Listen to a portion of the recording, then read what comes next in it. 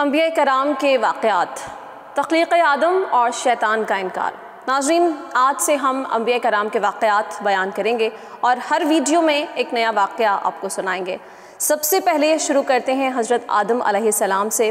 تو ناظرین، حضرت آدم علیہ السلام کا ذکر قرآن پاک میں بہت سے مقامات پر کیا گیا، جیسے سورہ بقرہ میں، سورہ مائدہ میں، سورۃ الحجر اور سورہ بنی اسرائیل، سورہ کہف، سورہ طٰہٰ، سورہ سجدہ اور پھر سورہ صاد اور سورہ رحمان میں بھی حضرت آدم علیہ السلام کا ذکر مبارک بار بار کیا گیا۔ حضرت آدم علیہ السلام کی پیدائش سے پہلے پروردگار عالم نے اپنے بڑے احسان کے ساتھ فرشتوں کی جماعت میں آدم کی پیدائش کا ذکر کیا۔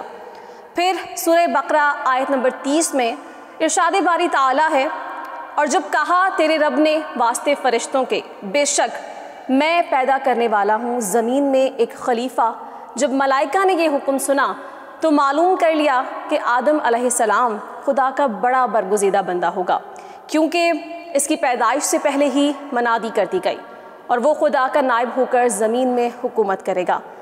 مگر جب فرشتوں کو یہ معلوم ہوا کہ اس کا خمیر اور مادہ ایسا بھی ہے جس سے خواہ فسادات ظہور میں آئیں گے، پھر نہایت عاجزی اور انکساری سے یہ سوال کیا۔ سورہ بقرہ آیت نمبر 30 میں کہا، فرشتوں نے کیا تو کرتا ہے زمین میں اس کس کو جو فساد کرے زمین میں اور بہائے خون، اور ہم تیری تعریف کے ساتھ تسبیح اور پاکیزگی بیان کرتے ہیں۔ اس کے بعد پروردگار عالم نے فرمایا کہ میں جانتا ہوں جو تم نہیں جانتے۔ پروردگار عالم نے جب آدم علیہ السلام کو پیدا کرنا چاہا تو حضرت جبرائیل علیہ السلام کو فرمایا کہ روئے زمین سے ہر رنگ کی مٹی، سفید، سرخ، سیاہ، شور و شیریں، نرم سخت میں سے ایک مشت خاک اٹھا کر لا کہ میں ایک مخلوق پیدا کرتا ہوں۔ جب حضرت جبرائیل علیہ السلام زمین کے پاس گئے اور چاہا کہ ایک مشت خاک اٹھائیں تو زمین نے پوچھا کہ کس واسطے اتنی مٹی کم کرتا ہے؟ جبرائیل نے یہ جواب دیا کہ حق تعالیٰ اس سے ایک مخلوق پیدا کرے گا جو زمین پر رہیں گے، نیک اور بد بھی ہوں گے، عقاب اور ثواب ان کے واسطے ہوگا۔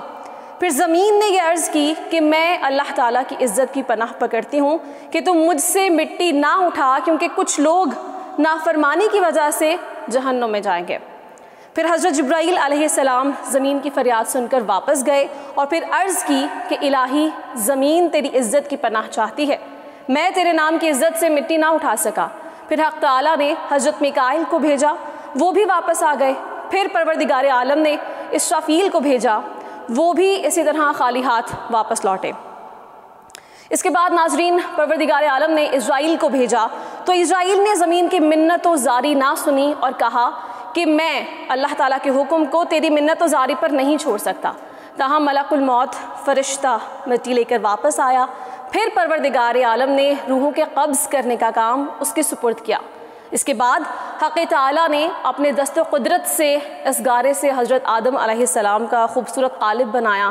پھر فرشتے اس قالب کو دیکھ کر حیران ہو گئے اور اس کے گرد گردش کرتے رہے۔ تخلیق آدم کے بعد آپ کو تمام کائنات سے روشناس کروایا گیا۔ اللہ تعالیٰ قرآن کریم میں ارشاد فرماتے ہیں، سورہ بقرہ آیت نمبر 31 میں، اور اللہ نے آدم کو سکھا دیے، پھر وہ چیزیں فرشتوں کے روبرو رکھ دیں، پھر ان سے کہا کہ اگر تم سچے ہو تو ان چیزوں کے نام بتاؤ۔ فرشتوں نے کہا کہ آپ کی ذات پاک ہے، ہمیں معلوم نہیں مگر اس قدر جتنا آپ نے ہمیں سکھا دیا، بلا شبہ آپ بڑے علم والے اور حکمت والے ہیں۔ بہرحال جب آدم علیہ السلام نے تمام نام بتا دیے تو اللہ تعالیٰ نے حجت قائم کرتے ہوئے فرمایا، سورہ بقرہ آیت نمبر 33 میں، کیا میں نے تم کو نہیں کہا تھا کہ بلا شبہ میں آسمانوں اور زمین کی تمام پوشیدہ چیزوں کو جانتا ہوں، اور جو کچھ تم ظاہر کرتے ہو اور جو پوشیدہ رکھتے ہو سب مجھے معلوم ہے۔ حضرت آدم علیہ السلام کی اس فوقیت اور برتری کے بعد فرشتوں کو یہ حکم دیا گیا کہ وہ آدم علیہ السلام کو سجدہ کریں، جیسے کہ ارشاد باری تعالیٰ ہے۔ سورہ بقرہ میں اللہ تعالیٰ نے یہ فرمایا، اور جب کہا ہم نے فرشتوں کو کہ سجدہ کرو واسطے آدم علیہ السلام کے، پس سجدہ کیا سب فرشتوں نے، مگر شیطان نے انکار کیا اور تکبر کیا، اور وہ تھا کافروں سے۔ اب ابلیس کا غرور اور تکبر ظاہر ہو گیا۔ پروردگار عالم نے یہ کہا کہ اے ابلیس، تو نے سجدہ کیوں نہ کیا جب میں نے یہ حکم دیا؟ جیسا کہ فرمان ہے سورۃ الاعراف میں، کس نے منع کیا تجھ کو جب حکم دیا تھا میں نے؟ سورۃ الاعراف میں یہ کہا گیا، کہا شیطان نے میں آدم سے بہتر ہوں، مجھے پیدا کیا گیا آگ سے اور اس کو پیدا کیا گیا کیچڑ سے۔ سورہ صاد میں اللہ تعالیٰ نے یہ فرمایا کہ نکل جا اس جگہ سے، بے شک تو راندہ کیا گیا ہے اور تیرے پر لعنت ہے قیامت تک۔ اس کے بعد سورۃ الحجر میں شیطان نے یہ کہا اے میرے رب مجھے ڈھیل دے، اس دن تک اٹھائے جائیں مردے۔ پروردگار عالم نے فرمایا بے شک تو ڈھیل دیے گئوں سے ہے، ایک وقت معلوم تک، یعنی اس جہان کے فنا ہو جانے تک۔ جب اللہ تعالیٰ نے وعدہ فرما دیا تو شیطان نے اپنے دل کی حسرت ظاہر کی۔ سورہ صاد میں بس قسم ہے تیری عزت کی کہ گمراہ کروں گا میں سب کو، مگر تیرے خالص بندوں یعنی جن پر رحمت شامل ہو وہ بچ جائیں گے۔